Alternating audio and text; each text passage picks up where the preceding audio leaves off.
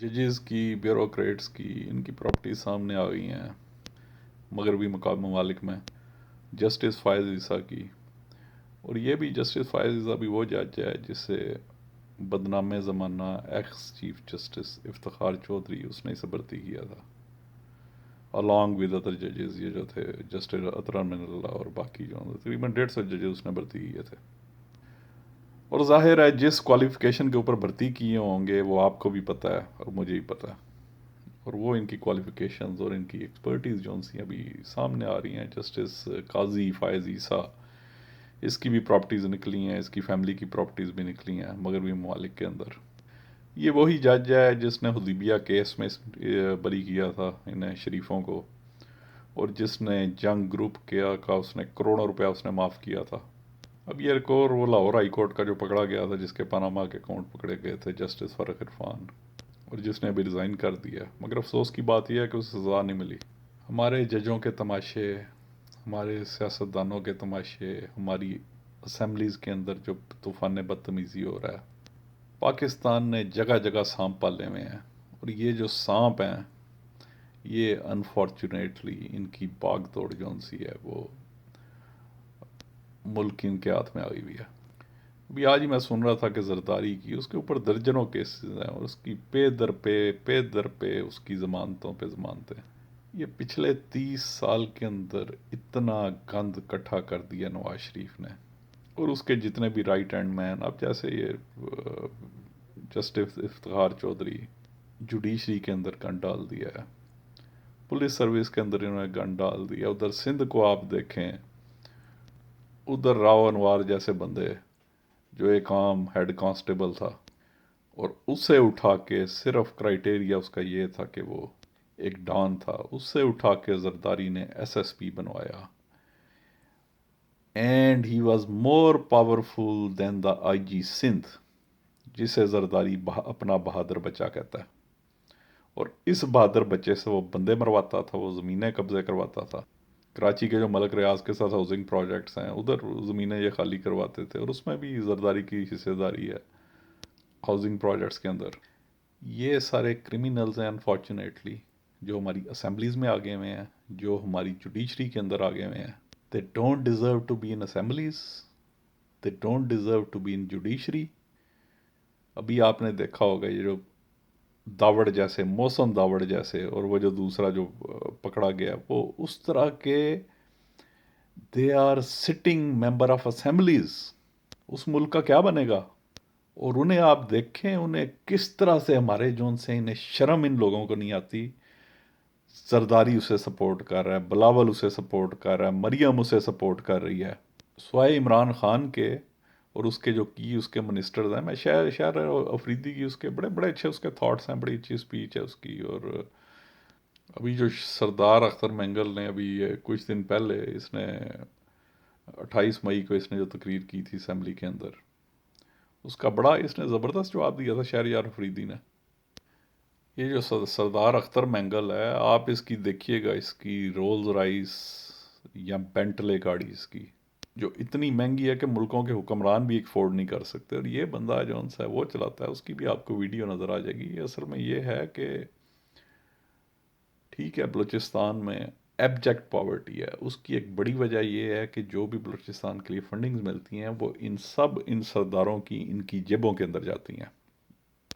अभी मैं इसकी अख्तर मैंगल की भी स्पीच सुन रहा था, तो इसे ये इसका मैं थोड़ी सुनाता भी हूँ आपको। धमाके के लिए जिस जगह को मुंतखब किया गया था, उसको खुशकिस्मती कहें या बदकिस्मती कहें, जिस दिन वो धमाके हुए, बीइंग ए चीफ मिनिस्टर, मुझे ये चीफ मिनिस्टर था जब धमाके हुए थे, एतमाद में भी नहीं लिया गया। और कह रहा है कि मुझे एतमाद भी नहीं लिया, मैं नहीं था लिया गया। भाई तुम लोग इस काबिल है हो कि तुम्हें एतमाद में लिया जाता? तुम लोग तो मुल्क के सबसे बड़े सिक्योरिटी रिस्क हो। अच्छा, उसके बाद ये बता रहा है हमने इसने जब एहतजाज किया एहतजाज था। किया, एतराज किया, हमें क्या पता था। वो शेर कहते हैं कि कदम कदम पर पैरे हैं इन राहों पर, दारुल रसन का है ये नगर, खामोश रहो। اچھا، ابھی یہ عطاءاللہ مینگل جونس ہے پاکستان کے غداروں کی لسٹ سنا رہا ہے، اور اس میں میں آپ کو سناتا ہوں، یہ سنیں۔ جس کی طرف سے وہ الزامات لگائے گئے، میں آپ کو ایک بڑی فہرست ہے پاکستان کے غداروں کی اور بتا دیتا ہوں جنرل اسپیکر۔ باچا خان بھی غدار، ولی خان بھی غدار، تو ٹھیک ہے، اس میں غوث بخش بزنجو بھی غدار، کوئی شک عطا نہیں، اللہ مینگل بھی غدار، کوئی شک نہیں، خیر بخش مری بھی غدار، بالکل، اکبر بگٹی بھی غدار، بالکل، ذوالفقار علی بھٹو بھی ملک دشمن اور غدار، بالکل، اس نے نواز ملک شریف توڑا تھا، بے نظیر جو ہے سیکورٹی رسک اور وہ بھی غدار، بالکل، وہ ہے تھے، الطاف وہ سکھوں کی لسٹیں کس نے دی تھی؟ بے نظیر نے دی تھی۔ حسین بھی غدار۔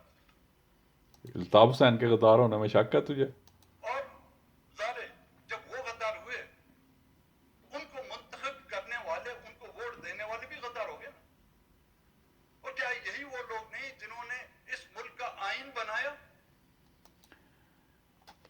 انہیں ووٹ دینے والے غدار نہیں، لوگوں کے پاس، عوام کے پاس چوائس ہی نہیں ہوتی۔ اگر دو لوگ کھڑے ہوتے ہیں تو وہ دونوں ہی نالے پہ دلہ ہوتے ہیں، جنہیں انفارچونیٹلی الیکشن کمیشن اپروو کرتا ہے۔ اور اگر دو لوگ کھڑے ہوں گے، دونوں ہی ایک سے ایک جو ان سے ہیں وہ ہوں گے، کہہ لیں کہ اس کماش کے، تو اس میں سے عوام کیا سلیکٹ کرے گی؟ عوام کو دونوں میں سے ایک تو سلیکٹ کرنا پڑے گا۔ اور بالکل عوام نے اوور والمنگلی، عوام نے انہیں ریجیکٹ کر دیا، پی ایل ایم این کو، پی پی پی کو۔ یہ تو اسے تو مجبوری کے ہاتھوں اسے مینگل کو عمران خان نے اپنے ساتھ لگایا ہوا ہے کولیشن میں، نہیں تو یہ بندہ جون سا عمران خان کبھی بھی اس بندے کو اپنے ساتھ نہ لگاتا۔ اپنے علاقوں کے پیسے کھا کے یہ لوگ بینٹلیز اور رولز رائس چلا رہے ہوتے ہیں۔ اچھا، یہ جسٹس فائز عیسیٰ کے لیے مریم نواز وہی بڑی ایکٹیو ہوئی ہے، اور یہ شریف خاندان اور ان کا جو ان کے لوگ ہیں، اس کی ایک بڑی وجہ یہی ہے کہ یہ جو سا ان کا رائٹ ہینڈ مین تھا جسٹس فائز عیسیٰ، اس نے ان کے حدیبیہ کیسز، اس کے علاوہ اور بھی بہت سارے کیسز بند کیے تھے، جس کی جائیدادیں نکلی ہیں یورپ میں، ادھر اسپین میں اس کی بیوی کے نام کے اوپر۔ اور آپ ہمارے وکیلوں کا شرمناک رویہ دیکھیں کہ اس وقت متعدد یہ جو بار کونسلیں ہیں، جنہیں اس نے شریفوں نے بڑا پیسہ لگایا ہوا تھا بار کونسل کا، آپ کو پتہ ہی ہے کافی، بلکہ انہیں آفیشیل فنڈ بھی انہیں دیتے تھے۔ ابھی انہوں نے یہ جو فائز عیسیٰ کی پکڑی گئی ہیں اور جس کے خلاف ایکشن ہو رہا ہے، اس کے اوپر انہوں نے ہڑتال کر دی ہے بار کونسلوں نے، کہ اس کے خلاف جسٹس فائر عیسیٰ، اس جج کے خلاف کوئی ایکشن نہ لیا جائے۔ شرم ان لوگوں کو نہیں آتی۔ ججوں کے ساتھ وکیل بھی مل گئے ہیں، ان کے ساتھ سیاستدان بھی مل گئے ہیں، جتنے 40 چور جو ہیں وہ اکٹھے ہوئے ہیں، ادھر نون لیگ پی پی پی کے ساتھ مل گئی ہے۔ اس کی وجہ یہ ہے، یہ ایک دوسرے کے پارٹنرز ان کرائمز ہیں۔ اس کے علاوہ صحافی بھی ان کے ساتھ مل گئے ہیں، تو یہ پورے کا پورا ایک مافیا بن گیا ہوا ہے۔ پہلے لوگ آیا کرتے تھے سیاست میں 1970 سے پہلے، وہ لوگ صرف اس لیے آتے تھے کہ صرف ان کی جو سی ہے وہ تھوڑی سی چودراہٹ ہو جائے، تھوڑی معاشرے میں عزت ہو۔ یہ پہلے ایسے کبھی بھی نہیں تھا ہوتا کہ لوگ اس طرح جو ہے وہ ملک کو لوٹنے کے لیے آتے تھے سیاست کے اندر، یا اس کی جڑیں کھوکھلیں کرنے کے لیے سیاست کے اندر آتے تھے۔ یہی تو وجہ ہے کہ پچھلے 10 سال کے اندر جب سے یہ جعلی جمہوریت پاکستان میں آئی ہے، پاکستان 50 سال پیچھے چلا گیا۔ ٹھیک ہے، بھٹو نے اس نے بہت غلط کام کیے، اس نے ملک کو بھی توڑا، مگر ایک چیز ہے، بھٹو نے بھی، اس نے بھی فائنینشیل کرپشن نہیں کی، مگر اس نے یہ ایک بہت بڑی زیادتی کی تھی کہ اس نے باقاعدہ پلاننگ کے تحت اس نے انڈسٹریلسٹ اونرز انہیں ویک کیا، پاکستان کی انڈسٹری کو ویک کیا، پاکستان کی انڈسٹری سرکاری تحمیل میں لے لی۔ انڈسٹریلسٹ کو اتنا اس نے پریشان کیا تھا کہ وہ ملک چھوڑ کے بھاگ گئے تھے، پھر اس نے ان کے پاسپورٹس بھی ضبط کر لیے ہوئے تھے۔